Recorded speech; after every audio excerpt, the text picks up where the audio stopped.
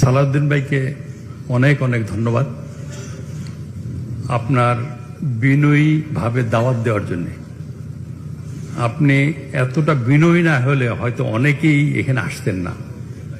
সাধারণত যেসব লোককে আপনি নিয়ে এসছেন ওনারা সাধারণত কোনো পার্টির দাওয়াতে যান না।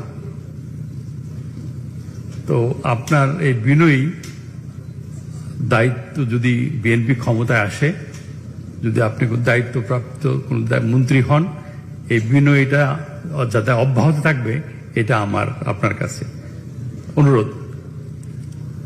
আর প্রথমেই বলি দুটো পর্ব এখানে, একটা হলো সুষ্ঠু নির্বাচন এবং নির্বাচিত সরকার। সুষ্ঠু নির্বাচন হওয়ার আগে কিন্তু অনেক চ্যালেঞ্জ আমাদের সামনে আমরা ফেস করছি, আর যাতে আমরা মত প্রকাশের স্বাধীনতাটা পাই। আর যদি এই নির্বাচনটা যদি আমাদের দেশীয় এবং আন্তর্জাতিকভাবে গ্রহণযোগ্যতা না পায় তাহলে সামনে আমাদের মহাবিপদ। বিএনপি সবচেয়ে বড় দল, যদি সুষ্ঠু নির্বাচন করতে, গ্রহণযোগ্য নির্বাচন করতে গিয়ে যদি কোথাও বিএনপিকে 10টা সিট হারাতে হয় তাহলে আমি মনে করি এখনকার প্রথম আলো যে সার্ভেটা করেছে তাতে বিএনপির ক্ষমতা আসতে কোনো অসুবিধা হওয়ার কথা না। তাহলে আমার মনে হয় আমাদেরকে যদি উন্মুক্ত করে দেন যে ঠিক আছে আপনারা গঠনমূলক সমালোচনা করেন, পাশাপাশি আপনারা যদি নির্বাচিত হন, ক্ষমতা দায়িত্ব গ্রহণ করেন, তাহলে এভরি 6 মান্থস আপনারা যদি আমাদেরকে এইভাবে আবার আহ্বান করেন তাহলে কিন্তু আমরা গঠনমূলক আপনাদের ভুলগুলো ধরিয়ে দিতে পারবো।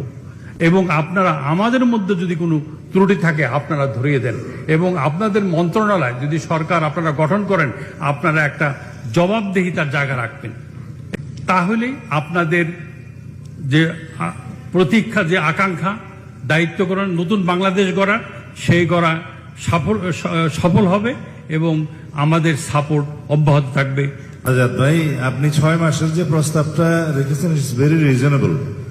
যদি 6 মাসে যদি আমরা দায়িত্ব পাই, 6 মাসে যদি এটা আপনাদের সবার সাথে কথা বলার যদি সমাবেশ বা মাহফিলে আঞ্জমান আর কি, আপনারা তো সবাই স্টার্স, যদি আমরা না করতে পারি আপনি স্মরণ করিয়ে দিবেন, এবং 6 মাসের আগেও করা যেতে পারে।